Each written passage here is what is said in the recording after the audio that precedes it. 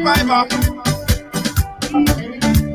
I will survive, I will survive. And I'm a firm believer.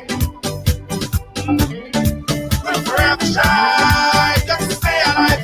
That simple means it. Nobody can hold me, man. Nobody can drain my energy. Nobody can control me sick.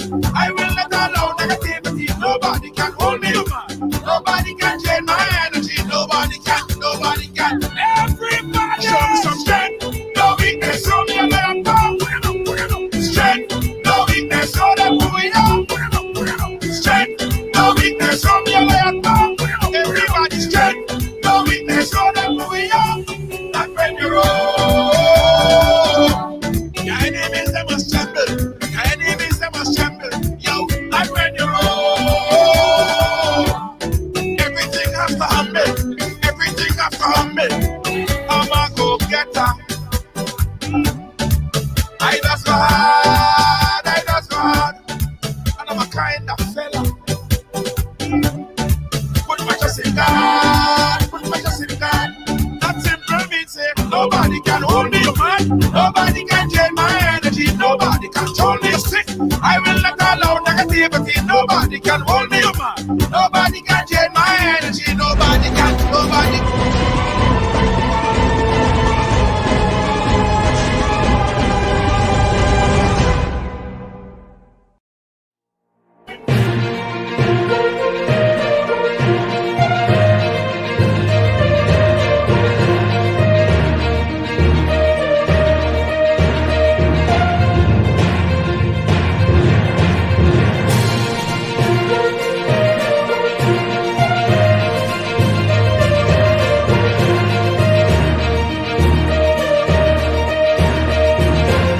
This is Ridelaong Live, where everyone has a story to tell.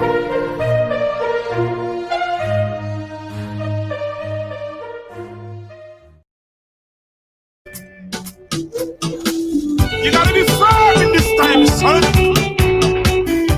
Ridelaong family, welcome to the ride. Welcome to Tuesday on the ride. Yeah, welcome to Tuesday on the ride. As you come in, go ahead and share up the thing and say, I share. I have a special gift for all you today. I have a special gift for all you today, right? Hear what it is. So, I was shopping today, and I know you guys say, why is it dark? And I'm wearing shades. This is not a shades, by the way. This is not a dark shades, by the way. This is a futuristic shades. You don't get that like in Bobby's or down on Jamaica Avenue or in Flatbush. You don't get it like that. This is a futuristic shades, meaning that I could tell your future. Like I could tell your future. Like I could look into the chat and I could tell your future. And I could tell some about all your future just now. Seriously. So come in and share the program. Share the program. We have a lot to discuss, including on this program here today. We have a gentleman by the name of Mark Cook. And guys, I promise you, this is one of the most touching story you would ever hear on the ride. No joke, no joke, no joke. So as you come in, go ahead and share the thing. And I'm going to reveal some of all your future with my future shades. I'm going to tell you all about all your future because I could see it. I could start seeing it. I could start seeing it. Seriously. Doreen, you want me to tell you yours? Share the program. I'm only going to listen. I'm telling the future of people who share. Who share, all you got to share, and then I start reading all your... you see, I'm getting the vibe already. I'm getting... Ooh! See, I'm getting all of it already. Share the program, share it. Share it once or twice and invite a few friends. And I go tell all your future, Jordan, my future shade. This is not no bootleg stuff. This is the real deal stuff. Yes. serious things. Let me start a watch party as well. Ian Baker, how you doing? Big up yourself. Ian Baker, you share. Win some slow come, how you doing? You share? Win some slow come, always sharing. Big up yourself. Win some slow come and the whole ride along team. Lois JJ, Deanne Fraser, Gail, Kibbs, everybody, more, everybody. Doreen Mark. I go tell all your future, Jed. I'm about to tell all your future with my future shades before I bring on my next guest. I go tell all you some of all your future. Just keep sharing. Just keep sharing, and I go pick somebody at random just now. I go pick somebody at random just now and read out all your whole future. All your whole, like I just seen it. I seen it. Hold on, let me start. Hold on, let me start a watch party. After I start this watch party, I'll come back and tell all you what I see. After I start this watch party, I'll come back and tell all you what I see. I see a lot of things. Wow. All right. All right. So, Gail, what's up? All right. Let me go. Joan Duncan. I just get a inspiration. You see the shades just give me some vibe for Joan Duncan. Right, Joan? Hey, Joan, you go like what I'm about to tell you. The magic futuristic shade just told me something that I should tell you. You go find love. You're about to find love, Joan.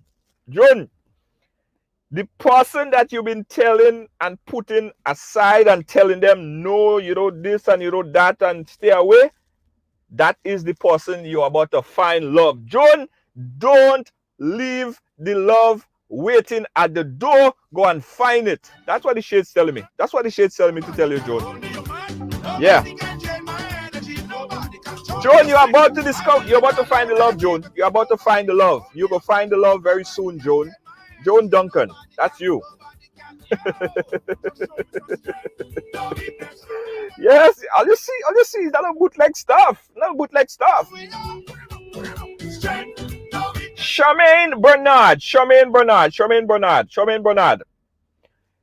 Bernard. Listen, the shades tell me something to tell you that I have to share with you, Charmaine Bernard. This is not a bootleg thing. Charmaine Bernard, you go get a lot of money. You about to get a lot of money. Trust me. You see, like within the next week, money. Just say money. Real money, Charmaine. So just when you get a little something, you know what I like. I need a computer, I need a charger, I need some lights. So when you get your big stack and pile, hook up your boy. Yeah. Joan doing big thing, man. Joan Duncan doing big things. Charlene Mark, pick up yourself. How are you doing?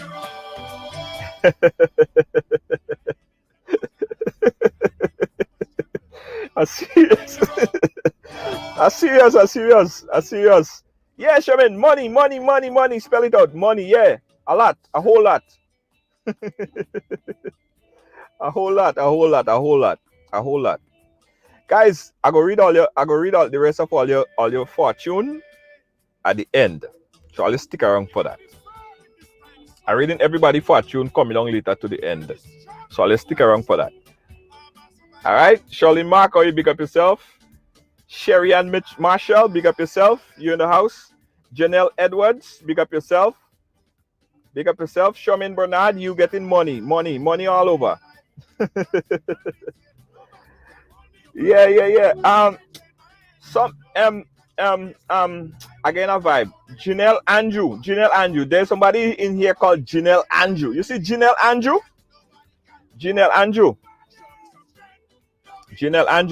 you go travel.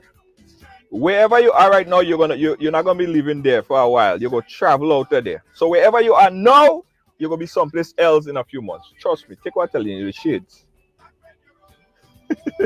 Anyway, guys, let me go on with the program. There's a lot to discuss. A whole lot to discuss. Guys, at the end of the program, I'm gonna give you guys more on that, right? My next guest is in Trinidad and Tobago right now. His name is Mr. Mark Coke. I first learned of Mark Coke just a few days ago when my producer Lois JJ brought it to my attention. And she basically said that we have to and must feature this young man. Now, Mark, as a lot of us, as a lot of people, went through trials and tribulations in life, went through ups and downs in life, because life is not a highway. Life is like a hills and valleys and turbulence on old road and gravel road, and life is not just a smooth road. So he went through one of those turbulence part in his life, in his early life, that led him to make some decisions that probably wasn't the most popular decisions, probably not the most favorite decisions recommended by his parents, but he made his decisions and he paid for that decision. Now, Mark is here with us to tell his story of that transitional period in his life, what happened to him, and where he is now. I want you guys to take a quick look at a piece of Mark's story. This is a clip from Hardcore News Trinidad and Tobago. This is what Mark just shared with Hardcore News. Check this clip out right now. Yeah, when I was shot, I get shot close range. It was bullet 2 inches away from my heart, and it went down. It broke 3 ribs, fractured my lungs, and it stopped. I guess stuck between my kidney and my liver. But right now, you understand me? Is knowing that bullet there, knowing that you understand me, that is poisonous, is very hazardous to my system. This is a catechol. This is why it's used to urinate and stuff like that. This youth, if it is you living a life of crime and I get shoot and stuff like that, it's two places you end up. Either in jail, be dead, or paralyzed like me. Understand me? I was a bully. You understand me? I was a bully and now look what I use in a catechol. You understand me? These things will get taken away from me. At a young age, I was 26 when this happened. You understand me? So you stop the life of crime. Stop living, listen to your mother.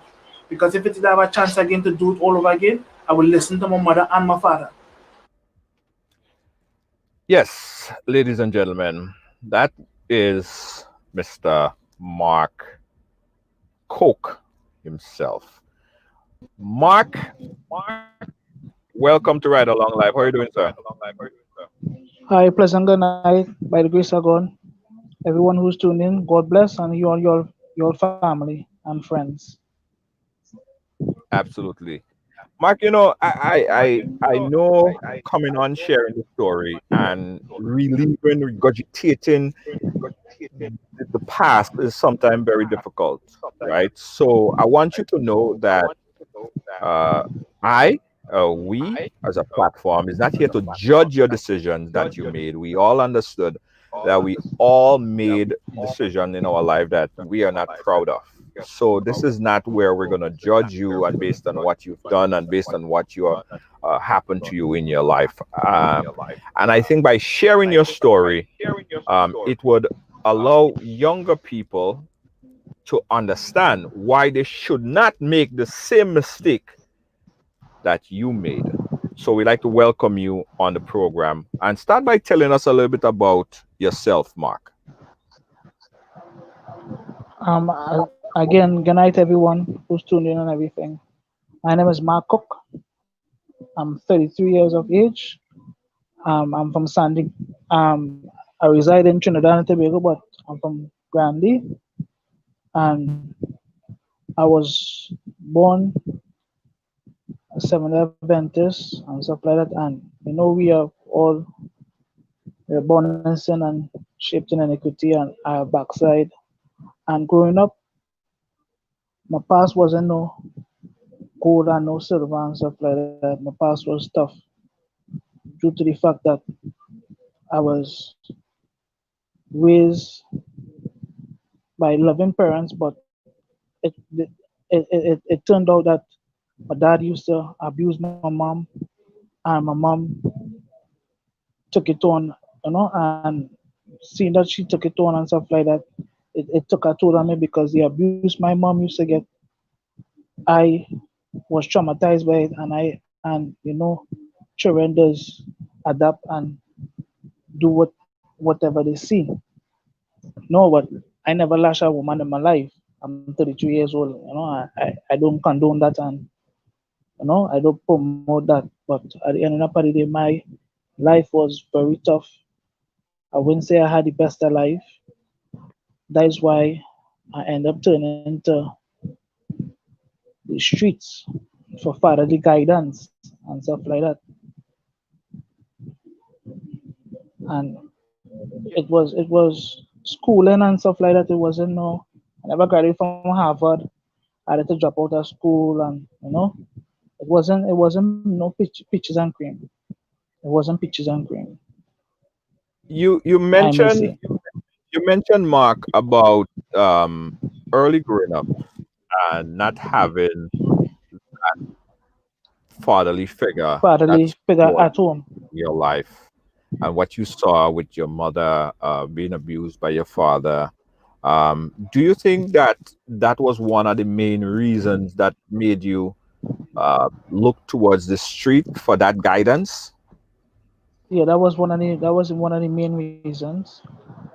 I may say, son look to the streets for the fatherly guidance, because in the streets you intend to get everything.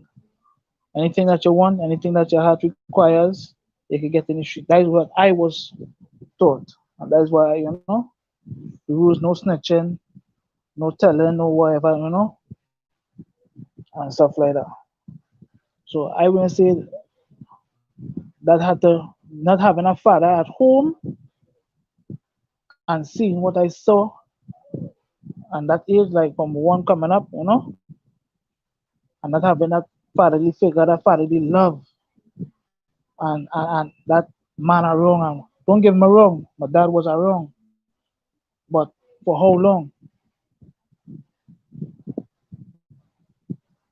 Yeah, Tell us about and I know you guys were saying earlier that you was hearing a feedback. We're working on fixing that audio feedback um, as we go through the program, because I think it's very important that we take in this program very closely, and also for the parents to have their kids watch this program, because this is a story that basically would, the aim and intention is to let them see what it is, the life on the street, see what it is, the life that he lived, and see how it impact him, and hopefully they don't go ahead and make the same the decision that that he made in his life. All right, Mark, tell us about school. How was that for you? You mentioned that you was a bully. You mentioned that you were, you gravitated to that life. How was school? And when you say a bully, what do you really mean? Were you active in not fighting? Were you really, just someone that was just not involved not in not not, not beating really, people? not really, no, What is being a bully mean? not really being per se a big tough macho bully, like, I was just advantageous.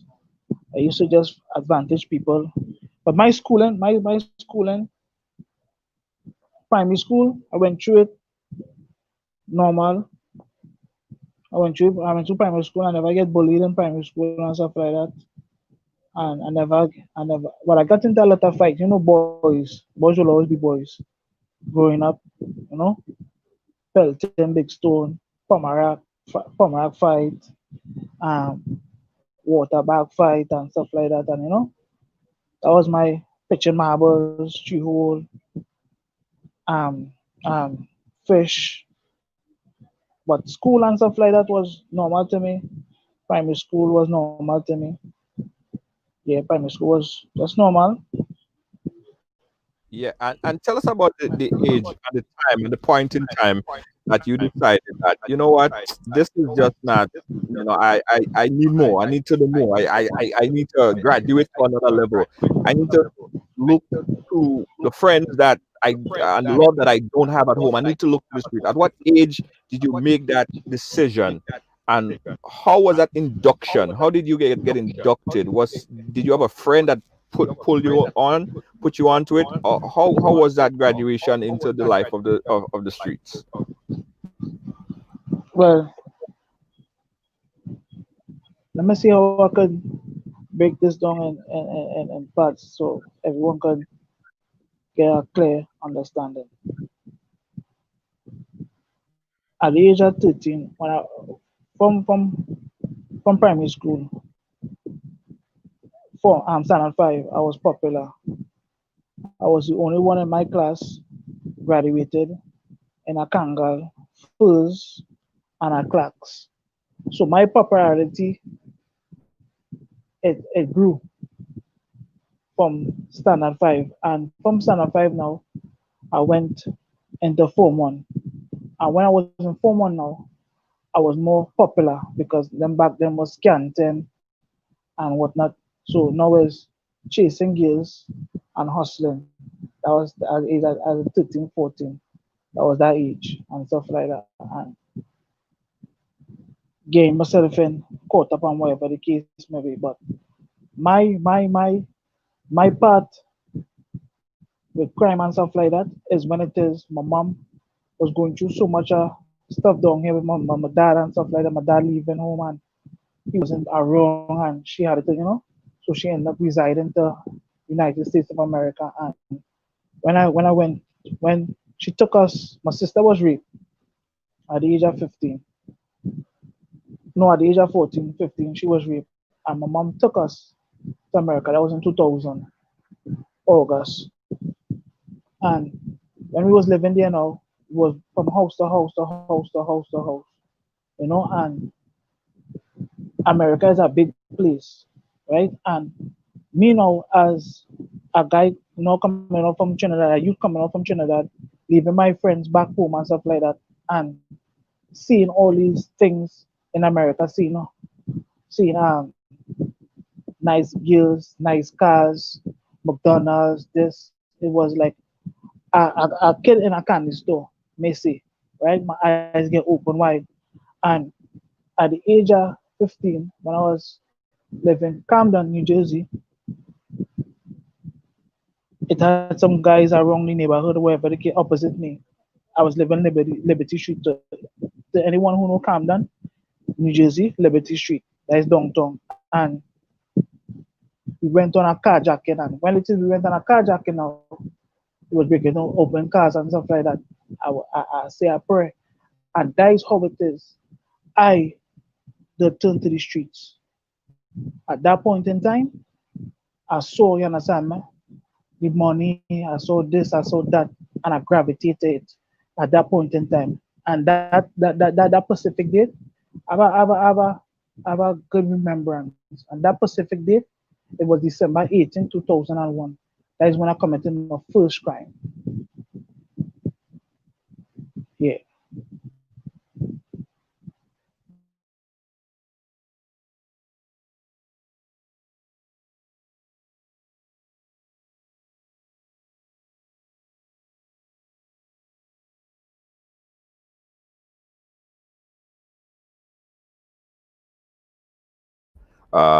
Sorry guys. Yeah, I know you guys not hearing me now. You know, guys wasn't hearing me, but you hear me now. We're working on the feedback. We're making sure that you guys hearing Mark's story because it is so touching, and everyone need to hear this. All right, everyone need to hear this.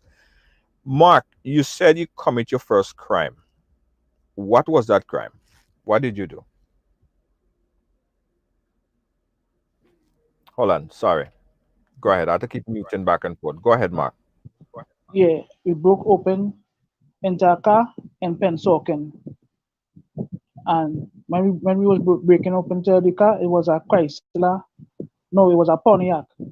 It had rims and stuff like that on it. And when we was breaking open to the car, the person saw and they ended up calling the Pensoken police, well the Cherry Hill police, and they end up coming and stuff like that. I remember that is suburban area, so three young black guys, two black and one Hispanic, and we was out there, you understand me, bong, so the police and them end up locking me up, and I end up going to the detention center.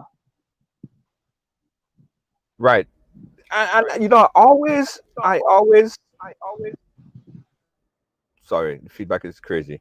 I always try to understand the mindset, right? At that point in time, when you are going through the process, breaking into the car or thinking about it or planning it, did you think in the back of your head that quite possibly that you might get caught, quite possibly that you would be arrested, quite possibly that you'll be injured if the person catch you? Did that come to mind?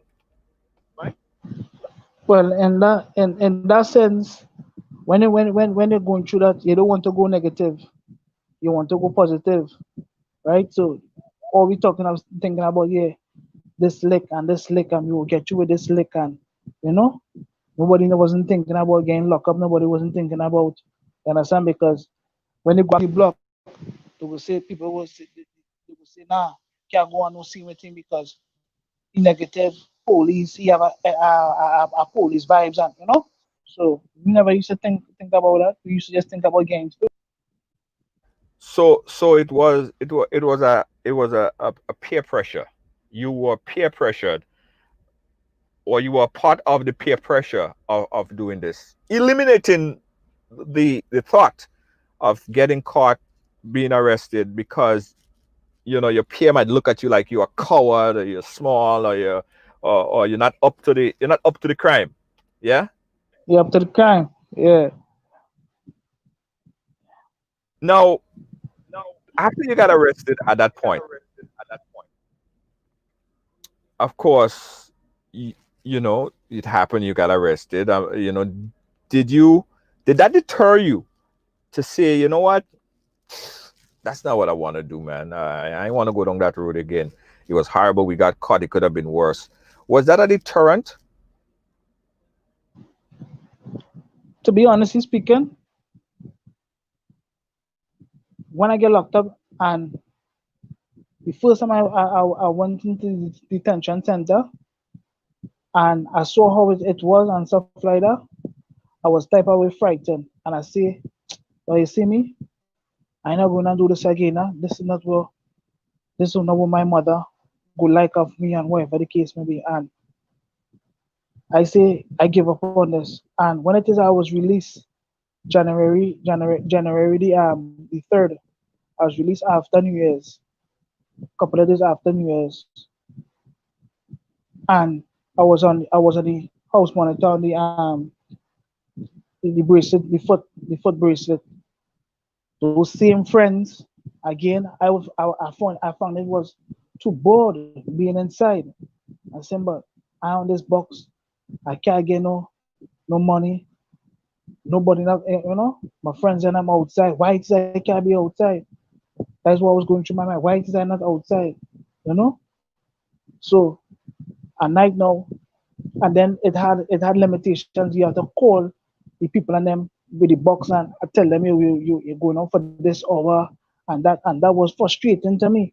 It was like holding me down. You understand? And while that was happening now, my friends, same friends,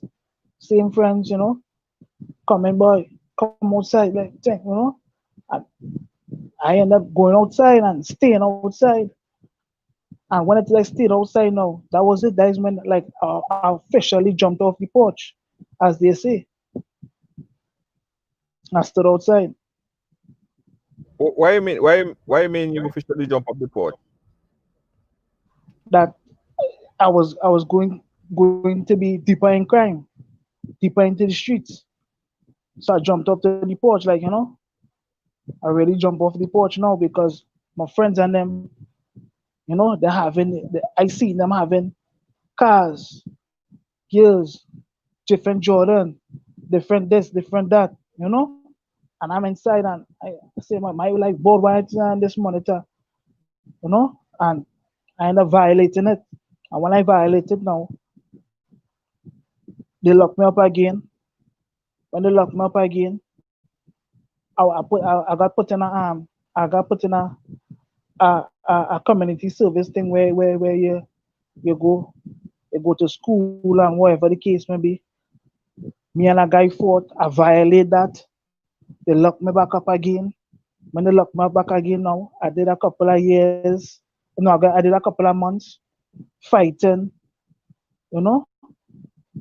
After that, when I came home now, It went from hijacking cars into selling heroin. When I went to start to sell heroin now, higher heights I went.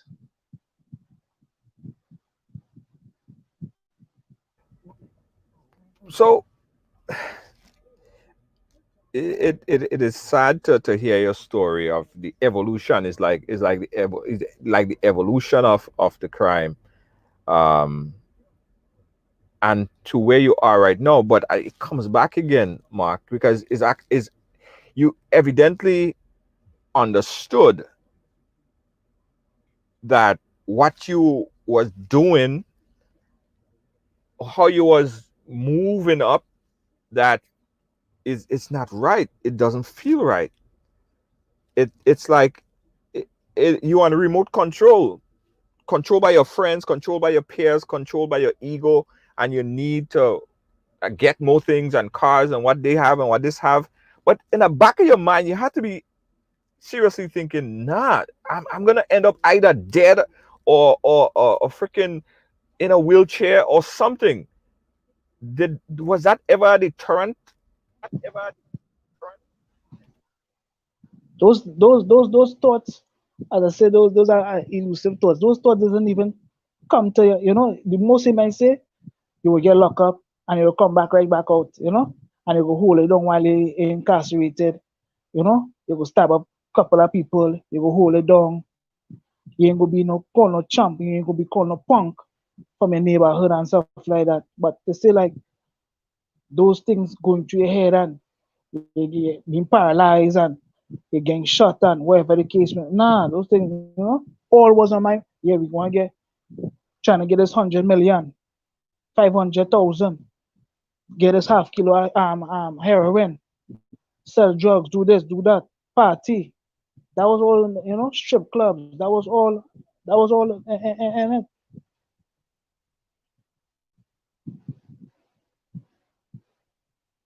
Lacey J saying that it's a rush, not thinking about it during the time, and that's understood. Um, but how was being incarcerated? I mean, not able to have your freedom. How about that? Like having that taken away from you and having to be confined and told what time you could go out, what time you could get up, what time you could eat. That by itself had to have been some kind of deterrent. Was that a deterrent for you? yeah, that played that toll. That played that toll. But being incarcerated and stuff in America is like okay, I'm from Camden, New Jersey. This one from Philadelphia. That one from Minnesota. That one from Brooklyn. This one, you know. So we'll be with our, you know, who is Crip, who is Latin Kings, who is Bloods, who is, you know, this and who is that, and you know, say who is Nazi, who is Aaron Hood, and you understand me? So while in jail is inside a jail, so you have to cater for what goes on in jail. You have to defend yourself in jail. You have to defend your brothers in jail. You have to defend your neighborhood in while it is you incarcerated. That is how, you know, jail is over there for me, like how it was for me. But it's not a welcoming, it's not a welcoming place though. It's not a place that is a place that you want to go back to. It's more of a place that you would say, "Tsk, nah." How did you feel like? I'm just trying to here's what I'm trying to gauge, right? I'm trying to gauge a deterrent factor if there were one. And I'm thinking jail or incarceration might be a deterrent factor. But you say no, it was not that. That did not deter you at any point. Nah, that wasn't. mm, I was just trying to hold it down. I was just trying to be, you understand me? All right, all right. Take for instance, okay, you're born and grew up in the Bronx, right? You get sent to Rikers Island. Here's a crip, wherever the case may be. While you in Rikers Island, you're not gonna be thinking about this and thinking about that. You're gonna be thinking about to be liming with your homies, smoking, extorting people, you know, slicing people's face and stuff like that. And while incarcerated, you thinking about how you gonna get jobs in prison, how having sex with the CEOs and stuff like that. You're not gonna be thinking about whatever happening. You're not gonna be thinking about those things.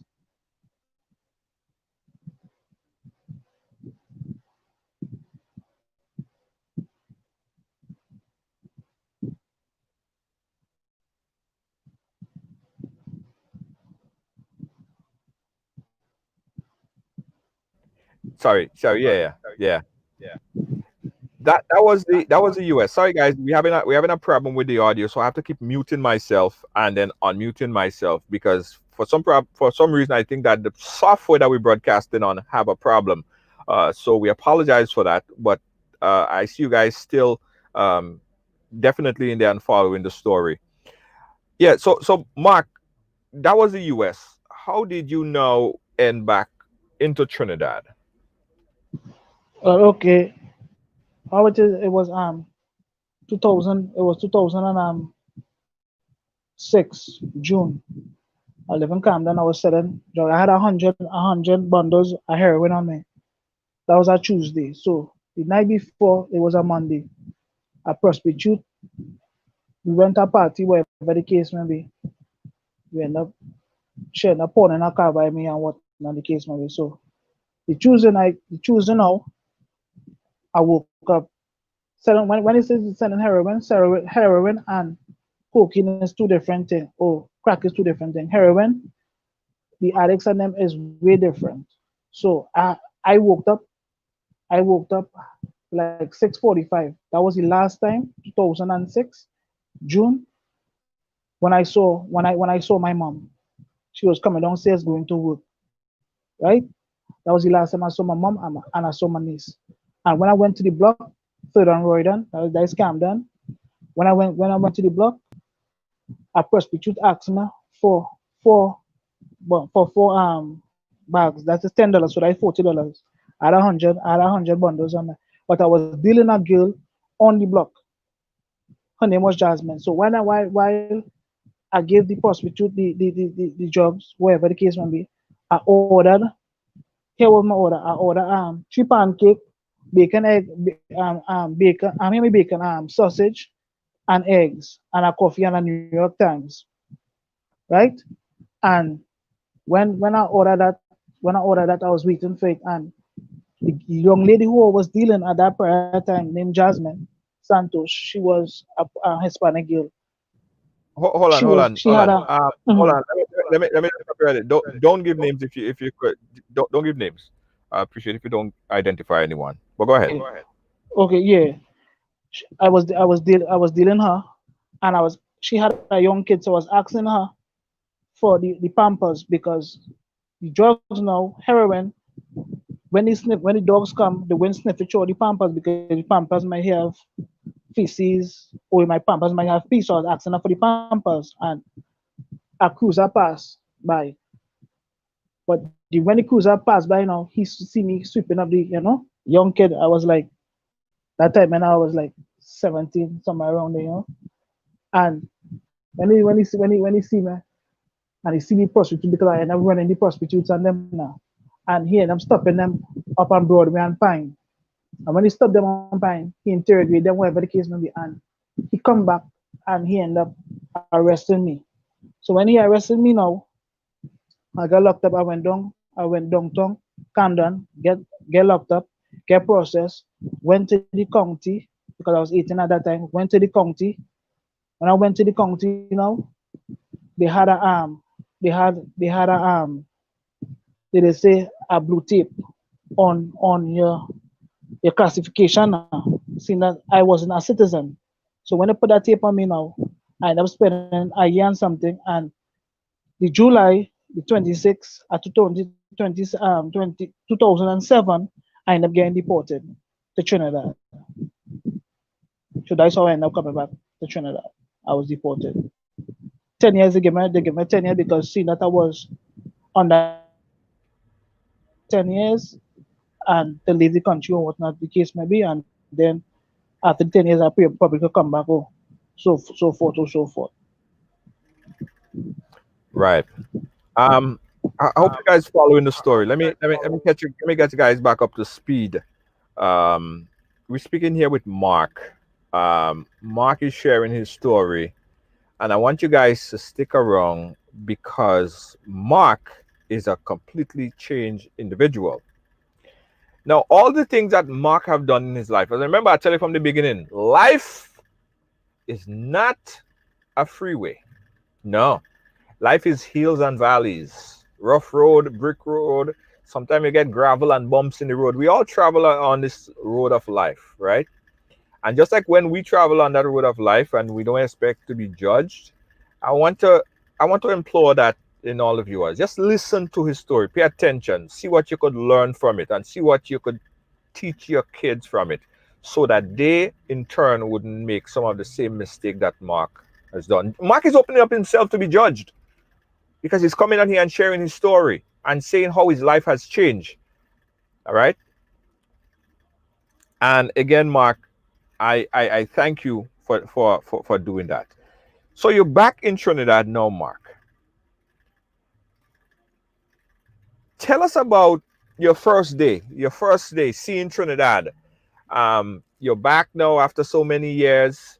Um, you had a choice. You could have said, "Well, boy, I wanna change my life. I wanna move in a positive light, or I wanna take over the streets now because I have all the I have like a freaking diploma from what I learned from New Jersey." What decisions did you make at that point when you got back to Trinidad? Well, my first decision when I did I see Trinidad back then, it was Pasa Pasa. I don't know if you remember Pasa Pasa back then. Yeah, it was Pasa Pasa back then. When I see Trinidad the first time, when I come back, let me rewind back that. When I was on the plane, they had me in handcuff. I was in Newark International. And there where I get deported from Newark International. And when I was on the plane, it hit me when I was over the coast of Trinidad. You see all the lights and stuff like that now. And it hit me like, wow, I really reached where I was going. I got deported. I really get sent back home. It hit me there. So now no one didn't know I was deported. No one. It had a guy who was being deported also for the second time, who was on the plane with me.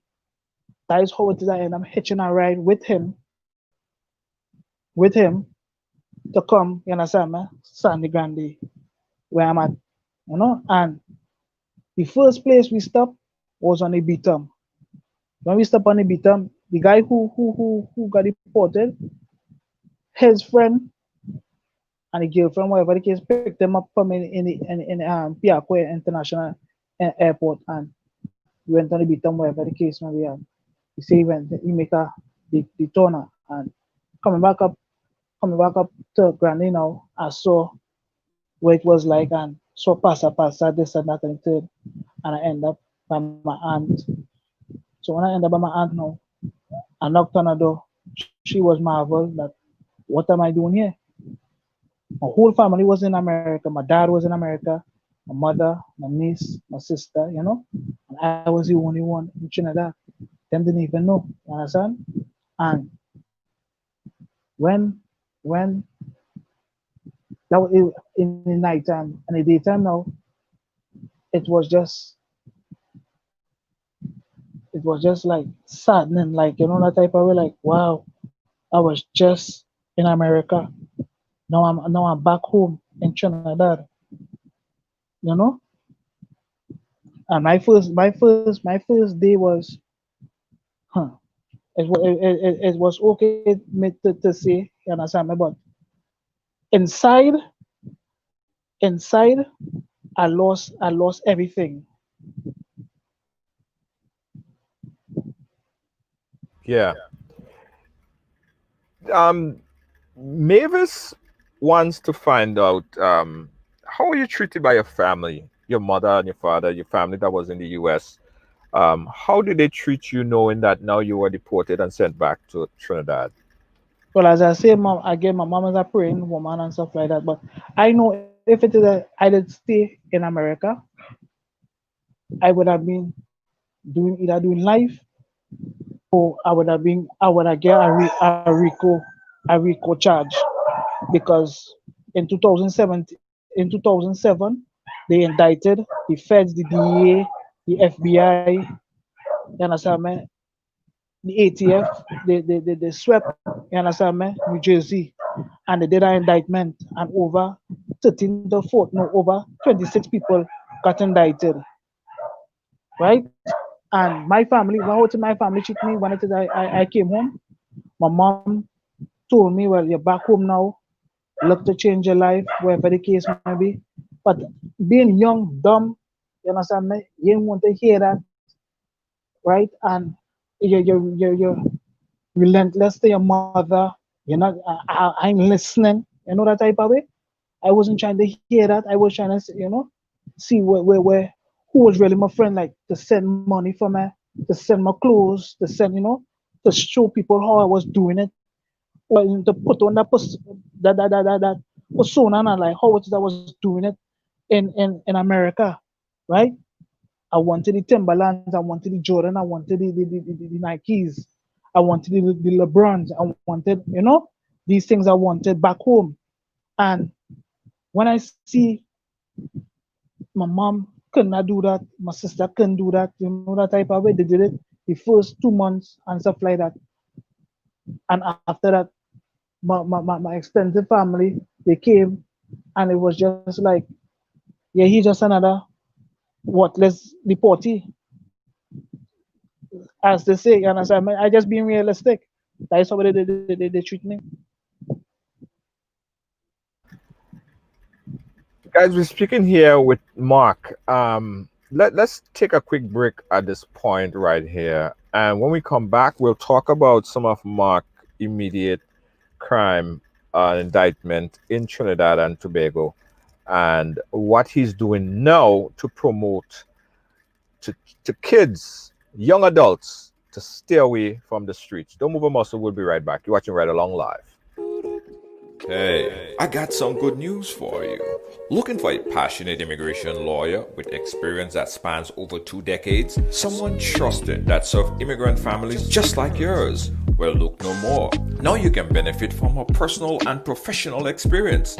Diane Winter Funde. Schedule a consultation now and get assistance with your immigration journey. Specialize in adjustment of status, B1 business visa, B2 visitor's visa, consular processing, deportation defense, naturalization, and more. Give us a call today at 813-815-3529. That's 813-815-3529 or online at winterimmigration.com. Attorney Diane Winter Funde. Law done differently.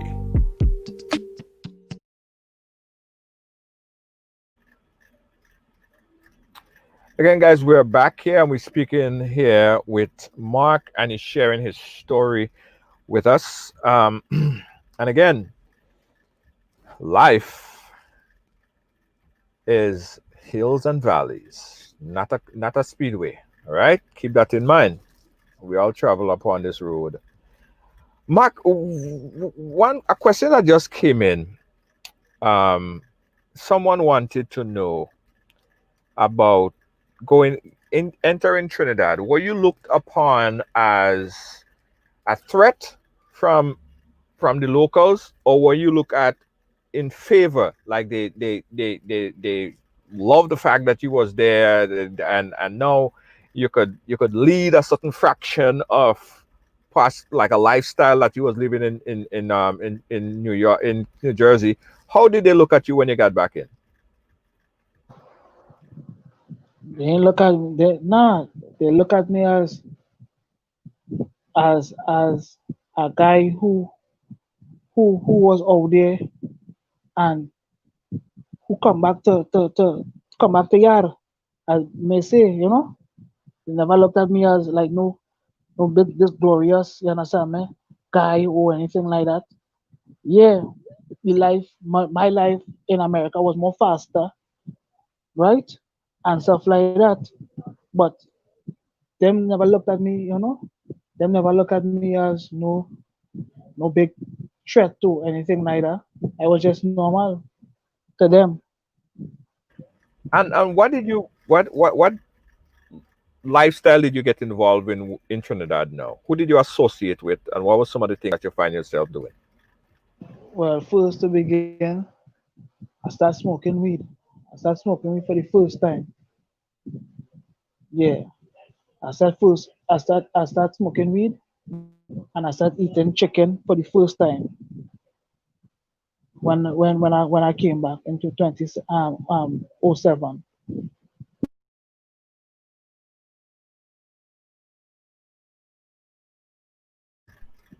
When I was living with my aunt and stuff like that, things was getting real tough for my aunt.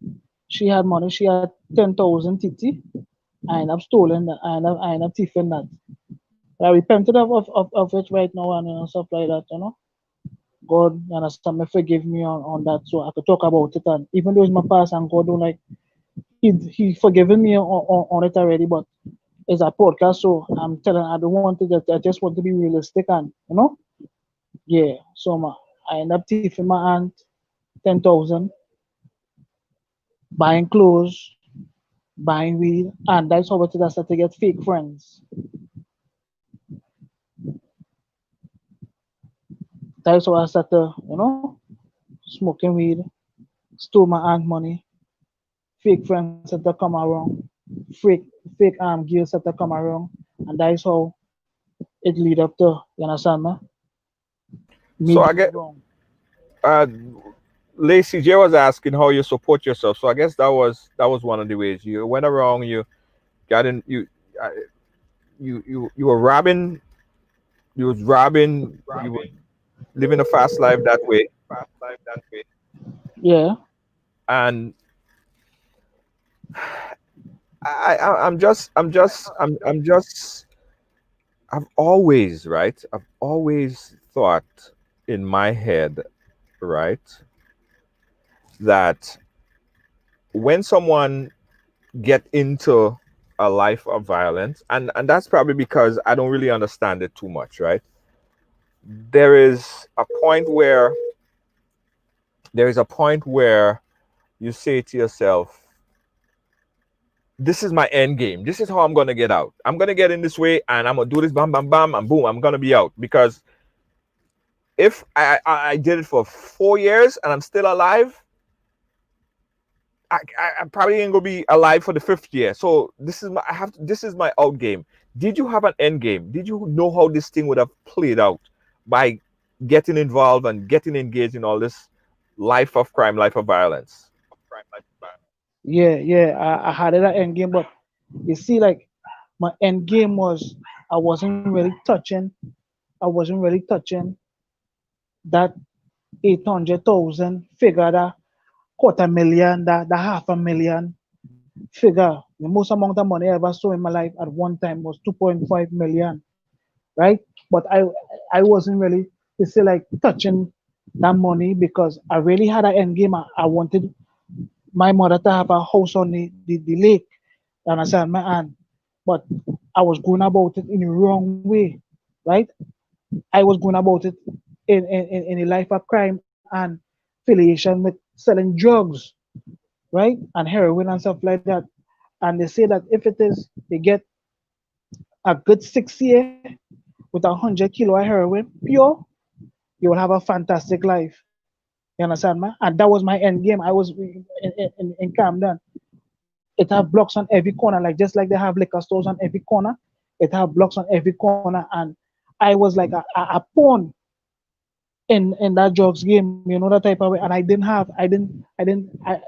I saw the vision of me, you understand, me coming out of it, but I wasn't really touching that type of, that type of drugs to say like, well, right, I have 100 million, I could sit back on, or have a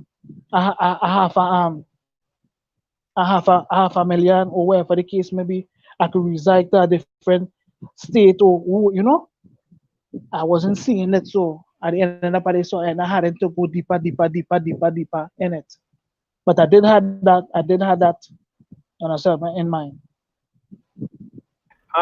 Gail wants to know, did you ever thought about getting a job? Did you ever think about doing it the right way? As some would say, societal right way. Did they ever cross your mind? Yeah, I used to work Arawak, delivering chicken all around Trinidad and Tobago. I did painting, Mike Phillips. I did construction. I did all these sorts of things. But when you're doing that now, you're saying, wait, boy, I could be doing this. I doing this. Hard labor, hard cracking up. This hard. I went from, this is me thinking, I went from living this luxurious life. I went from, that type of way. Look how it is. I come back and I had to be suffering and work for the kid. I said, nah, I stopped work. I stopped work, and I being honest, I stopped work. You understand? I stopped work. Yeah, I stopped And I work. guess, I stopped work. and it was just fast life after that. Now, you are currently. We saw the video earlier of you. You're in a wheelchair. Um, Something drastic happened at some point in time in your life. Something life changing happened to you. Tell us how you ended up in a wheelchair. Okay, well, in 2009, 2010, I ended up relocating to Port of Spain in Trinidad here. And in Port of Spain, that life is way faster than up in the east-west corridor up here.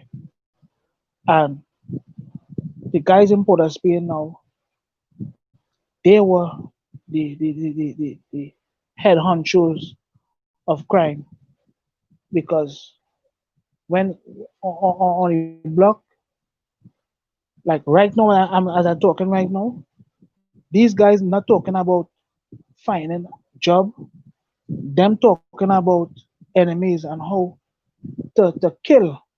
And these was the guys I used to sit wrong amongst who want to kill this one. You understand, man?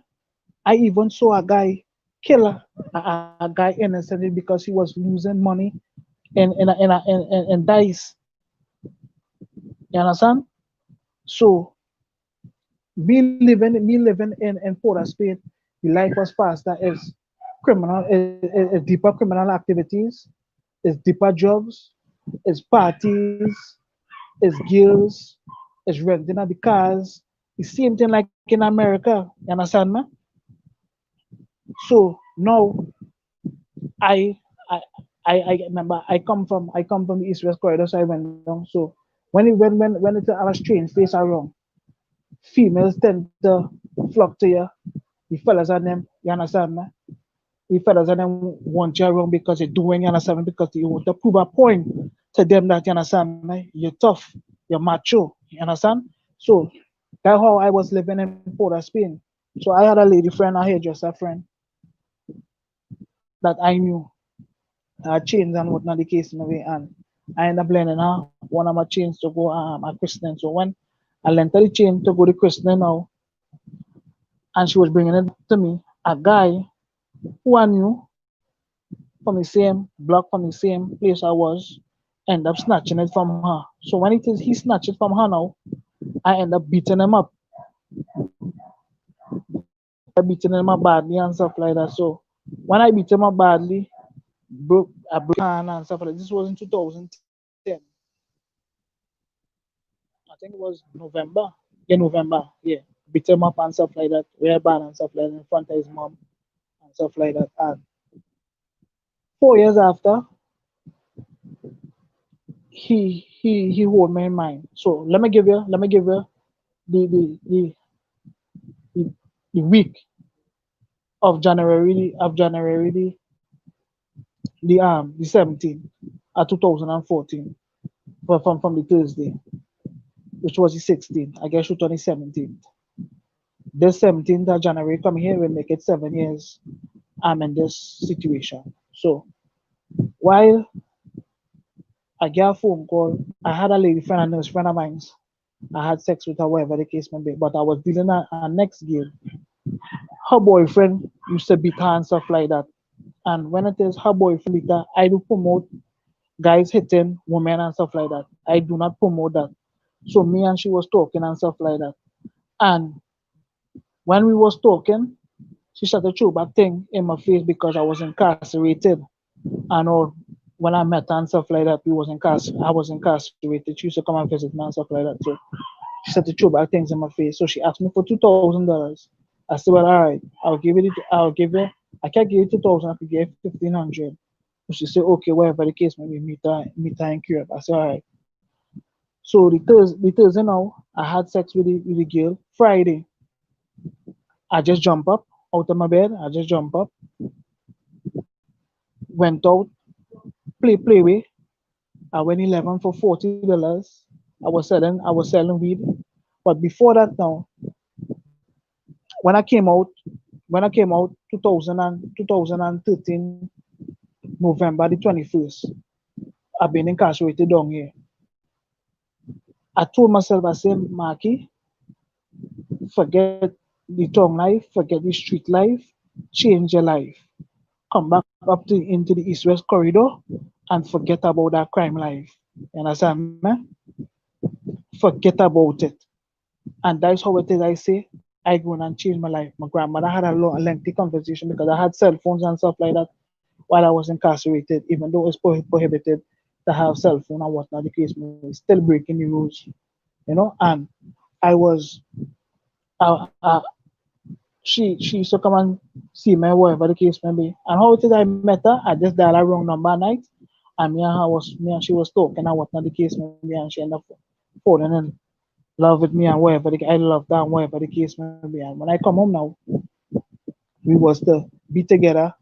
We was to, you understand me, have a family because her man was beating her and stuff like that. So the January now, when I went to meet her, I wake up in the morning, went and gamble, then went and gamble. My cousin, who was living here at this point in time, she said, Marky, no, she didn't call me Marky, she said Russian because that was my street name, Russian. She said, Russian, that is how women have here. Why do finish smoking the weed and calm down yourself and then go for the woman? I say, my say, did not me cook the bacon pumpkin for me because that was, I can cook, right? So I was used to buy this stuff and she used to cook it and things for me. So she said, that is how woman have you. I said, my say, did not me. So I saw my uncle and all too. I never drink. I used to smoke. I never used to drink and stuff like that. He tell me he know I won the mark, so he said buy again his friend, and he would get my a weed because I didn't want to just sell my smoke my weed. So I took the weed from him, whatever the case may be. He said, "But where did you going?" I said, "Man, stand at me. I go and meet my woman, right?" I said, "I go and meet my woman. I coming back now," and I left after 10, Friday, the 17th at 2014. And when it is I leave now, I went period, then meet the girl, whatever the case may be, and I end up seeing the guy who I beat up in 2010. And when I see him now, I was going to purchase a record CD because I don't like soca music. It's only rap music because remember I grew up in America. And when grew up in America, it's rap and stuff like that. We don't know about no soca music. It's either reggaeton, Hispanic music, or you understand me? Rap, gangsta rap, or however you want to, you understand me, put it. So while in Europe now, I met him. I bought two cigarettes, one for me and one for my driver. He said, "But sit down and eat something now." I said, "Nah, my cousin making bacon pumpkin for me. I'm going back home just now, whatever the case may be." And I end up crossing the road to go across to the sugar and stand with, but the guy was selling the CDs and stuff like that. If anybody know sugar stand in Europe. But me now, I know Europe on Fridays always have police, right? So I say, man, everything will be all right, whatever the case may be. When I saw the guy now, so we seen Russian, I said, I hear him. I said, we seen, look. cassava me say bita me, I say cassava me say bita me say, Rasta City all the way because that is the name of the gang I wasn't affiliated with, Rasta City. And knowing that I don't know him as no gunman. I know him as a snatcher, snatching people chain and stuff like that. So he asked me what it is I'm doing here. I said I'm waiting for a young lady. So the next guy he was with say, well, he moved from here now. So them end up going and I end up going about my way. So when I went going about my business now, I asked the guy, I say, yes, so I have my record CD. This is in one motion, eh? Sir, this is in one motion, eh? When he handed me taking all the record CD from on the thing now, I see the room get dim and I see them duck. So I taking on my shades. So it's in one motion. He handed me the CD, he reaching to the CD rack to take out the CD. I taking off my shades. And I just saw the room get dim and I saw he duck. So I say, wait, is he duck for? When I turn wrong, when I turn wrong, I saw the guy that who I beat up pointing the gun at me. I didn't know I did already get shot. When I turn wrong, I can feel nothing from my lower waist. Can feel nothing. The gun did already jam and stuff like that. And the spad moment, I didn't see my light flash in front of me. I didn't see nothing like that crazy. I just slumped to the ground. So while me slumping to the ground now, outreach, I thinking in my normal state. Wow, there's how my mother going and read about me. I dying on the street like a dog. There's how she going and read about me.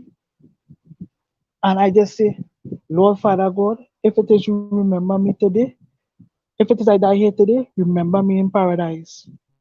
I said that 4 times. So 4 times I say that. And why did I say that 4 times now? The guy who I beat up, the next guy who was with him, took the gun from him. And he was trying to fix it because it was jam and he was trying to fix it. And when he was trying to fix it now, my hand was out reach. And he telling the guy who I beat up telling the next guy, make sure and shoot me in my head. Make sure and shoot me in my head. And by that time I say, Lord Father God, if it is I die here today, remember me in paradise. And it never, God intervened at that specific time. And my guardian angel was there.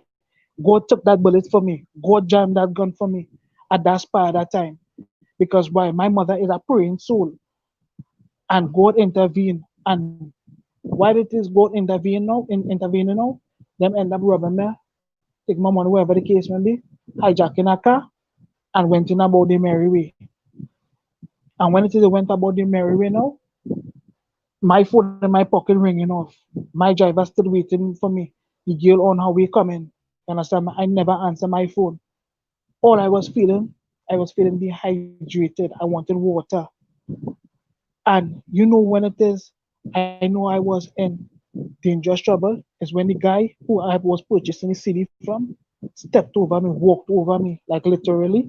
I was lying down, trying to get up, and he walked over me. I couldn't feel, right?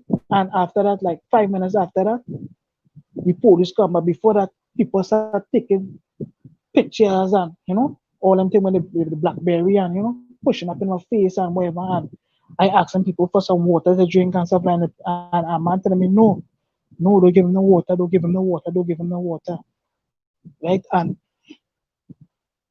I want to bring this part to you to people. Like when it is you have a car accident or whatever the case may be, the paramedics will come and they'll put you on a stretcher and they were aligned, they were putting the neck brace on you to align, you understand me? Your neck and whatever the case may be. They never do that with me. The police and them just come. Who's the victim? And they just throw me in the back of the sword car or the cop car per se. And somehow I feel Mount Up is responsible for me being, you understand me, differently able today. But God knows best. Because after my surgery, I spent 14 hours in surgery. 4 doctors end up having to operate on me that Friday, right? And when it is, and when it I come out of surgery, I used to see my toes moving I could go on and on, but I know you had to say something, so I Yeah, just, yeah, no, no. Um, I'm caught up in the story. I'm caught up in the story, especially at the point where you could have been dead because they were out to get you. If that gun didn't jam, you would not have been able to be here to even tell the story. So you were protected at that time by a higher force.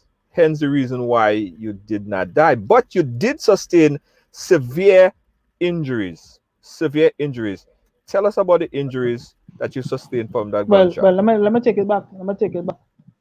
Before I reach to that part, let me tell you how it is always wise to say a prayer while you're in your car before you step out your house and everything like that. The week before I get shot, right? The week before I get shot, remember I tell you I was selling drugs and whatever. I had a block in Dabity. I had a partner who used to sell weed and stuff for me in Dabity. And I went down there, it was a Friday, against my Sabbath again, because I was doing a lot of things prohibited unto God. And God, he's such a forgiving God. Eh? I,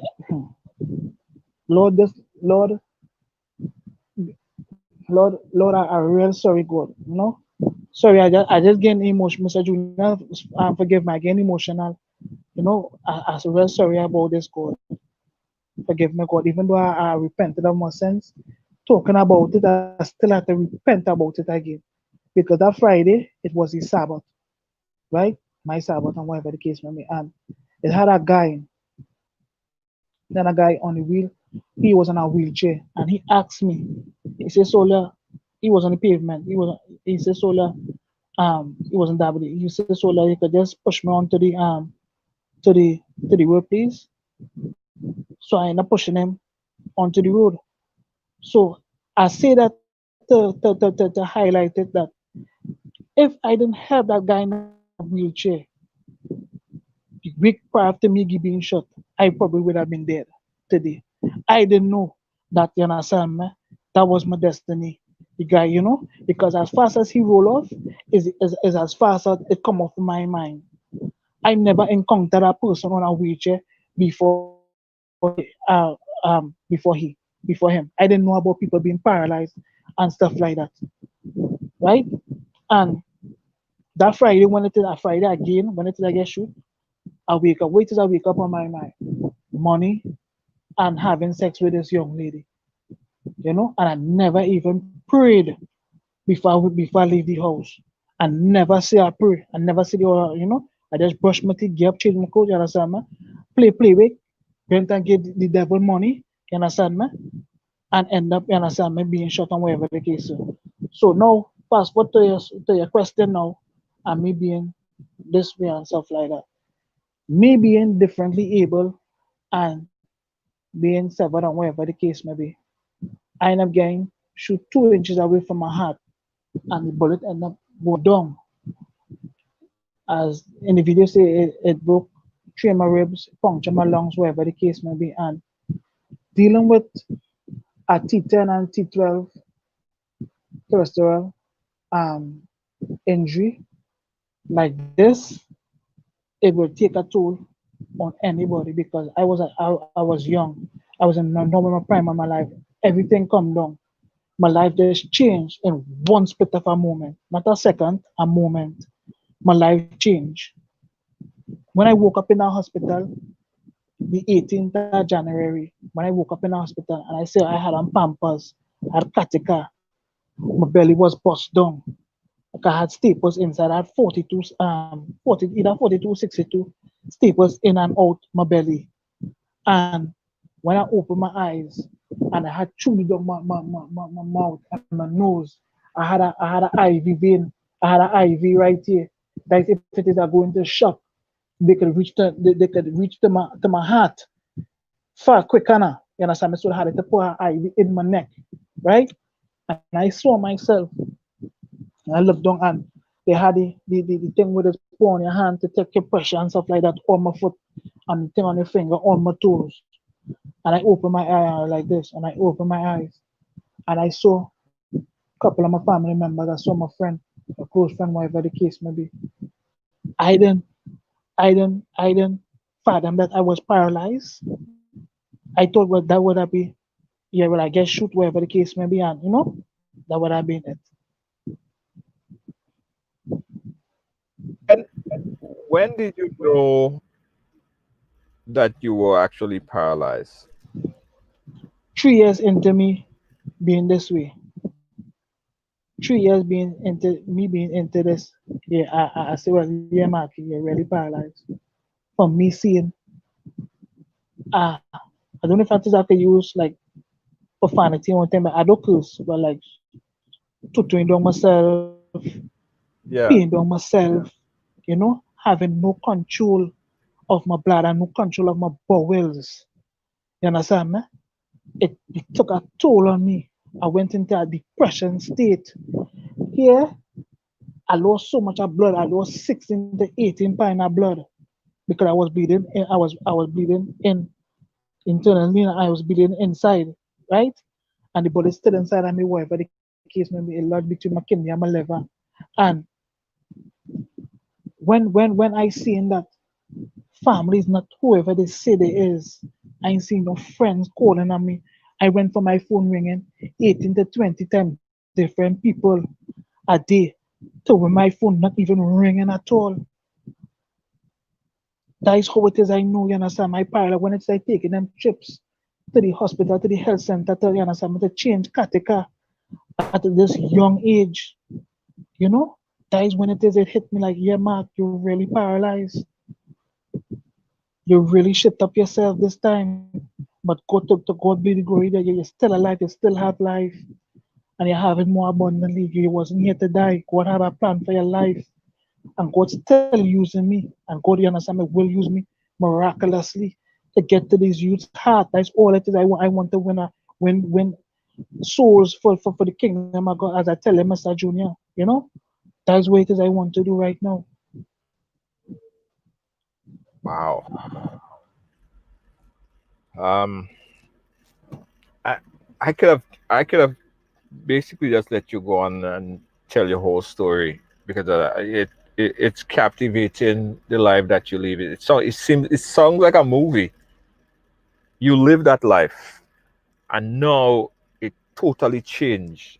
And at a point in time where all the friends that, well, the so-called friends, the people and them who said that they were your friends, they're nowhere to be found right now. Like my grandmother used to say, friends go take you there, but then taking you back. And you waste so much time, you use so much time in your life trying to impress these people who don't give a shit about you, who don't give a damn about you. They don't call you no more, they don't come and visit you. I bet you they don't even come and visit you and pull and bring you something to eat. Friend, who I see? Mr. Junior, who I see, friend? Friend gone, woman gone, family not whoever they say, you understand what there is.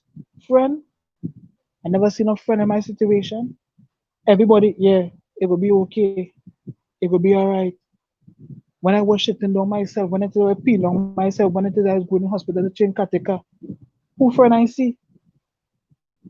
All who are trying to impress, all the understand me who I was doing this party and this whatever the case maybe was lit back then. With them now, who come to even bring a little fruit for me and say, well, yeah, well, let me go and check Mark, or let me go and check Russian, let me go and check my so-called dog, my so-called partner. When we was hitting them streets when we was in a cemetery. No, who are you see? Who? Nobody. Man will fail, woman will fail, but God will never fail you. Your father and mother will forsake you. And I see that right now. Imagine my father, my own father wished and tell me that he wished I was dead. But to God be the glory. I just always tell people I don't have an earthly father, I have a heavenly father. I have a heavenly father. And me being in this situation, Mr. Junior, I tell you, I will tell anybody, any youth whoever think you understand me, you think that your partner and them riding with you now, which in my situation, or get a limb cut off, or get this, or get, you understand me? And see who for you, see who coming them hospital. Was my lowest point in my life? When I was laid up in them hospital bed dealing with my bed. So my bed so was this deep, 4 inches, and sees no one. No one come out that bed, my bedside when I was in them hospital. Them lonely nights when it was fever in the hospital. It's nurses and them used to be checking on me. Mark, you all right? You know? And I told somebody the other day, last week when I was crying and thing before I had my mama because I was depressed. You understand? I was depressed, you know? And I tell somebody, I say, boy, right now I wish I could spend 3 weeks in the hospital. Die to tell you how lonely I am, you know? And I to tell you how it is I don't get that morally support or have, you understand me? That family bond or that family support. I don't have it. You understand me? Them lonely nights in them hospital and them lonely days in the hospital. I would tell any youth man or youth man or youth or young lady, you think you understand me, your friend with you now? Huh. Light up in them hospital, go in the hospital and see if it is you really see who your friends is, or you understand me, be in a position like me, or they'll come to visit you. Imagine if it is that I have to go to the hospital. No, I have to pay my own uncle $60 to drop me to the hospital. If it is my father, I had to go and do something, I had to pay. This is the life I live, but Do you, to God be the glory. how do you, Mark, how do you take care of yourself now? Who take care of you? How do you make money? How do you survive? Well, I do have an income. The government is giving me. I thank God for the government. The government is giving me disability, which is $2,000. And here it is how this $2,000 is required. It have a lady who does come and clean my bed so for me Monday, Wednesdays, and Fridays. I give her $1,000. I just take all my tithes and offering. I just buy, you understand? I have to buy stuff for my bed. So elementary and them thing and them is money, you know. I have to buy bleach. I have to buy because I don't have a bathroom, personal bathroom, as you see in the video, wherever the case may be. I have to buy vests. I have to buy these sorts of things, you know. And $2,000 not cutting it, but I'm still thankful. There's some people who don't, you know. I'm still thankful. I'm still thankful to the Most High God, and I'm still thankful to the government. There are people who way worse off than me, and I'm still thankful to the most High. And anybody who, you understand, me, strangers, anything that helped me or anything like that, I'm most grateful. I'm most thankful. Yeah, you mentioned to me earlier today that you wanted to, you know, start doing graphic, videos, but you needed an assistant, you needed a computer because you really wanted to do something positive. Um, and I'm gonna reach out to friend of Trinidadian friends, anybody, friend of humanity that's out there that could help you with that. Because I I see again. I'm not judging you. You live your life. You did a couple things that, as you said in your video, probably is not welcoming by your parents or by society. You did a couple things in life that probably you're not very proud of, but everybody did things in their life that they're not proud of. You see the light, you change, and you want to go positive. You're in this position right now. You got a rude awakening, a serious rude awakening. And I see that you're really truthful and faithful to go into that path, you know. So I want to reach out to anyone. We're gonna see what little we could put in. Still say they're getting an echo. What little we could put in to assist. Um, but I think that getting you that computer so you could do your graphic, do your videos and things like that is something that that would be good for you to keep you active. So reaching out to anyone that wants to assist, um, to reach out to you directly. What information do you have that you could put out there if people wanted to get in touch with you to hear more of your story or to just assist? Well, first and foremost, I want to thank you, Mr. Junior, for bringing me on your platform again to tell my story, and to anybody who want to reach out to me. I don't have no GoFundMe or anything like that. I don't have no bank account because my dad he ain't go take me. My dad is 65 and he's getting long in age and stuff like that. So the hustle and bustle for him right now is is hectic and he don't have no car, whatever the case may be. If you will want to assist me or want to hear more of my story, you can contact me at 1-868-364-3132. That number again is 1-868-364-3132. And what it is I really want, yeah, I have a mattress here, a bed here, 6 years now on this bed, and there was a hole in it, right? I don't know if you can see, yeah, there's my bed there. There was a hole in the sink. There's my hand. There's where I take off the light and stuff with there's my little room to see it and stuff like that. You know, that is why I just use the bed. I can't bed right now because I have a bed somewhere, but the case may be and stuff like that. Bucket that is used. But if you're the reason why it is that one day the a laptop, may say, and as my MacBook Pro, to say is to do podcasts, to go on YouTube and tell my story, to do seminars, and to get to touch young guys' hearts and stuff like that. If I in a room of 100 people, if I touch one person by me telling my story, I am grateful for that. You understand me? So that is why I really I'm interested in wanting this laptop because I want to go back. I want to do some online classes. As I say again, I never graduated from no Harvard. I never went Oxford. I never went Yale. I never went to. But I ended up. God is in control of every situation, and He sees it fit that right now, if I get this laptop, whatever the case may be, I will use it as a vessel unto Him to win souls with my story and my testimony. That is all I'm trying to do right now. I'm trying to go back to school, go back to and what did I wanted to be when I was younger? I wanted to be an architect and build like websites and stuff like that, and graphic design and that's what I wanted to do. So if it is I get this laptop, if it is anybody generous to help me get this, fund me. I just looking for one person or two-person, whatever the case may be, to put up to fund me that laptop. You understand me?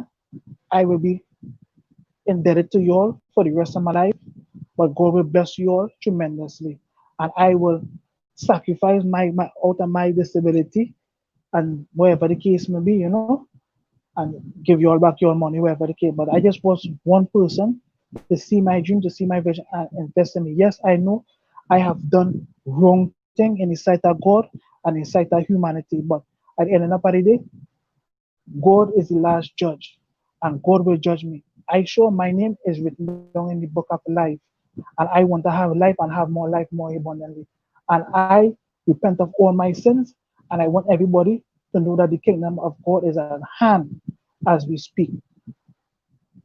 That is what it is. I just want, and I'm just so thankful to everyone, each and every one of you, and you, Mr. Junior, to say, and your producer, for reaching out to me, or whatever the case may be. And I just, as I say again, I just want one or two people to take that step and invest in me and help me out, and I will understand me. Do try my best to refund the thing by helping other people and stuff like that with my story and my testimony and stuff like that. To God be the glory. Thank you so much, Mark. Um, Mark, we're gonna reach out to you. We'll make that change. We'll do whatever we can on our end to ensure that you get that computer so that you could reach people and teach people with your amazing story. And if anyone out there that's watching that wants to support, um, give Mark a call. You have his number. You could call him directly. The number is 868-364-3132. That's 868-364-3132. Call Mark, and whatever way you could help would be really appreciated, and you will be forever blessed.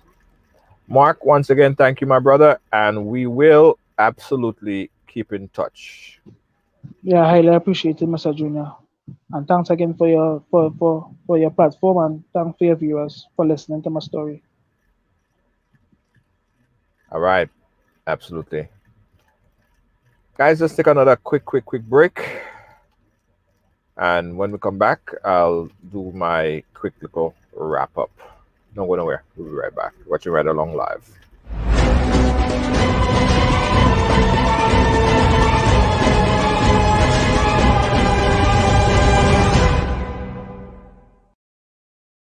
A message by the Grenada Distillers Limited. You want a hand sanitizer to do 3 things: kill germs, be gentle, and to go where you go. You can get all of that in our hand sanitizer. Hard on germs, gentle on hands, affordable. Remember, hand sanitizers contain alcohol. Keep away from heat and flames and avoid contact with eyes. Available at retailers island-wide. A message by the Grenada Distillers Limited. You gotta be firm in this time, son. Yeah, I gotta say thank you guys for watching. That was a story. That was a story. That was a story. And that's why I tell everybody, don't judge people because you don't know their story. You don't know their story. You don't know their struggle. You don't understand their struggle. All Mark wants to do right now, as he told me in a pre-interview, all he wants to do right now is reach people with his story, touch people, change lives. Now think about it, right? If Mark's story were able to impact 10 youths, young people in the community, think of the change that would make, right? 10 youths, 10 parents that possibly would not live through the same reality of having their child either shot or dead. I mean, or in a wheelchair for the rest of their life. Countless cousins and aunties and family members. So when you impact 10 individuals, you're actually impacting like about 100 or 1,000 because it's all extended in the community and family. And that's what Mark wants to do, you know. Mark wants to reach. He said, if you reach one person, one youth, he have done his job, preventing them from making the same mistake that he made by going out on the street and doing the things that he did. Mark want to reach people with his story, and I think that we should facilitate and assist in helping him reach to that milestone. It's a touching story, man. Anybody that hear Mark's story, it's not an invitation. It's not an invitation that say, yeah, I'll yeah, it seemed like he went on a joyride.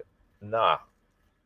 Before you pick up that gun, before you pick up that drug for the first time, think about all the things that he went through. Think about everything that he went through. That's why I say I wanted every parent to watch this program. I wanted every child, every young adult to watch this program. And even if they don't watch it now, I want them to go back and watch the story. Someone said earlier while I was doing it, I got a text and they said, so what? You guys are now endorsing and promoting gangster. It's nothing about promoting gangster life. You missed the whole entire story. If your takeaway is that we're promoting gangster life and endorsing his lifestyle and the people that he beat up and the people that he, yes, that was not good, and we're not endorsing that. The reality at the end, the reality of it, the touching reality, and where he is right now, and how his life has transformed right now is what's the important factor. So no, we are not endorsing or promoting gangster life.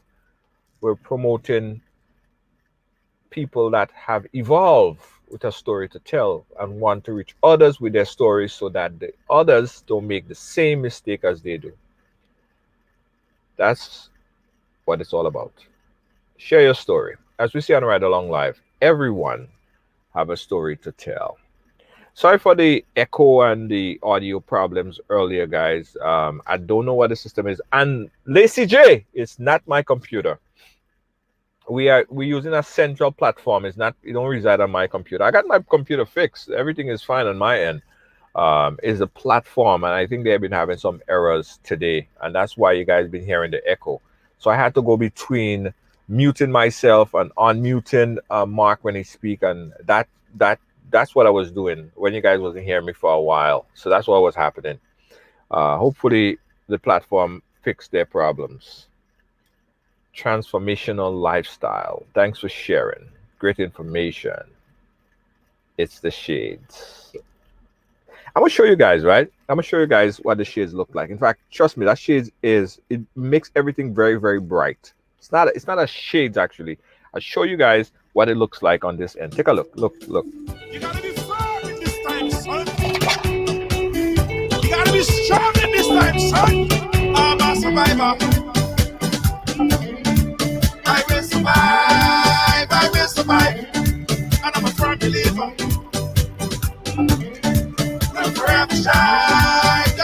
Yeah, it's like a 3D. You guys see, like, it's a three-dimensional thing, right? It's not a regular shade. It actually sees everything in a different light. You see what I'm saying? It's a magic shade. So it's not a shade. It's not a style shade. It brightens up my whole life. I feel like I'm in Disney World or something. Thanks again for watching, guys. Thanks for being a part of our program today, and thanks to Mark for sharing his story. Thanks to all of our team at Ridelaong Live. Lois JJ for finding the story and making sure that we take the time out today to anti-COVID shades that we could share the story here today. Thanks to Mo, DN Fraser, Gail, Kibbs, everyone at Team Ridelaong. Guys, peace out. Thanks again. Catch me tomorrow. Anyone that wants the psychic reading, all they gotta pay for that, dying free. Peace out, guys. See you tomorrow. Bye-bye. Tomorrow, immigration with Fun Day. See you tomorrow. Bye-bye.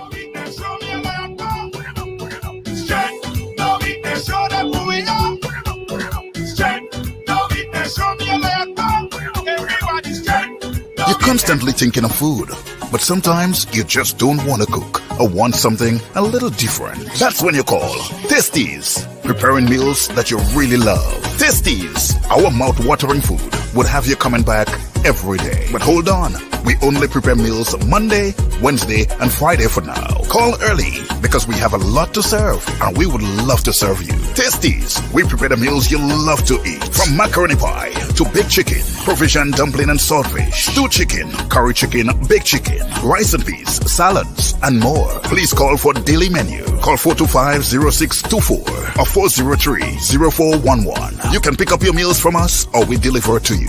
Tasties, food that's delicious.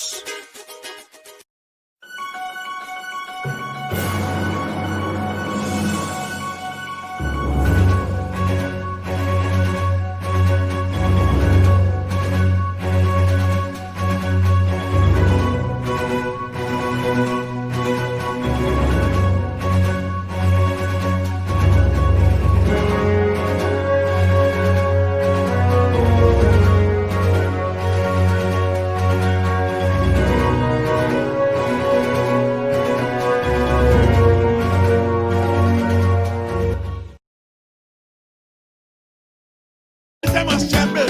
Your enemies, they must tremble. Yo, and when you roll, everything has to humble. Everything has to humble. Right now, you're tougher than steel. On this battlefield, you're tougher than steel. Shoulders to the wheel, you're tougher than steel. On this battlefield, you're tougher than steel. Yo, just show me some strength. Don't weakness, show me a lion now. Strength, no weakness, show them who we are. Strength, no weakness, show me a lion now. Everybody strength, no weakness, show them who we are. That's when you roll. Your enemies, they must tremble. Your enemies, they must tremble. Yo, and when you roll, everything has to humble. Everything has to humble.